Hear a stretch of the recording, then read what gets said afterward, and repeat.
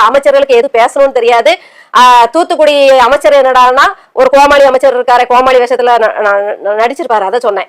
அவர் என்னடானா மீன்வளத்துறையில இருந்துகிட்டு அந்த துறையை வளர்ச்சி பாதைக்கு எடுத்து செல்லாம அங்க மீனவர்கள் பிரச்சனைக்கு தீர்வு காண முயலாம அங்க மீனவர்களுக்கு என்னென்ன திட்டம் இருக்கு, அது எது கடப்புல இருக்குன்னு அதை தூசு தட்டாம மீன் வளர்ச்சியை எப்படி பெருக்கிறது, அந்த பொருளாதாரத்தை எப்படி நிலநாட்டுறதுங்கிறத பத்தி யோசிக்காம அதுல எவ்வளவு கட்ட பஞ்சாயத்து இருக்கு, மீன்வளத்துறையில மீன்பிடி ஏரியாக்கள்ல மீன் ஏற்றுமதி பொருட்கள் ஏற்றுமதி செய்யற இடத்துல தாதாக்கள் எப்படியெல்லாம் வளர்ச்சி வச்சிருக்காங்க அப்படிங்கறதெல்லாம் கண்டுபிடிச்சு அதை சரி பண்ண முடியல.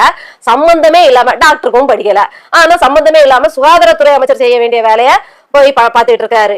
அப்போ இப்படி நீங்க தப்பு தப்பா பண்ணுவீங்க. நாம் தமிழர் கட்சி மக்கள் அரசியல் பண்ணணும், நீங்க ஓட்டரசியல் பண்ணுவீங்க.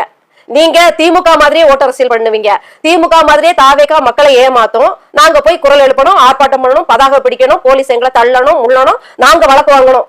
ஆக மொத்தத்துல திராவிட மாதிரியே தான் நீங்க செய்வீங்க. திராவிடமும் ஆரியமும் இந்த தமிழ் மண்ணுக்கும் இந்திய மண்ணுக்கும் என்ன செஞ்சுதோ அத்தனை கொடுமைகளையும் அத்தனை அயோக்கியத்தனத்தையும் இந்த தாவேகா கட்சி செய்யும். நாங்க நாம் தமிழர் மக்கள் அரசியல் பண்ணணும், நாங்க அதுக்கு நேர்ந்து விட்டுருக்கோம். நல்லா இருக்கே கதை. நான் இறுதியா சொல்றேன், இந்த ஒரு மோசமான குப்பை ஆட்சி வந்து திராவிடத்தை விட கொடிய அவலங்களை, அதாவது எங்கேயாவது வீடு திமுக ஆட்சியில நடந்த மாதிரியே வீடு இடிப்பாங்க, நாங்க போய் குரல் கொடுக்கணும், வீடு இடிக்காதீங்க அப்படின்னு குரல் கொடுக்கணும். அப்படிதான் நாங்க மக்கள் அரசியல் பண்ணணும். இப்படி திமுகவோட நீட்சியா அத்தனை படு பாதக செயல்களையும் செய்யற இந்த தீய சக்தியை நீங்க ஆதரிச்சு பேசுவீங்க.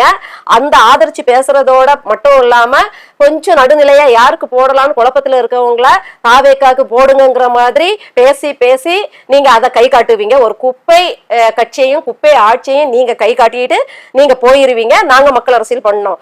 இதுக்கு இந்த குப்பை ஆட்சியை வர வச்சவங்க மட்டும் இல்ல, இந்த பைத்தியங்கள், அதாவது தீய கொளுத்துன பைத்தியங்களுக்கு சாபம் வராது, ஏன்னா அதுக்கு பைத்தியம்.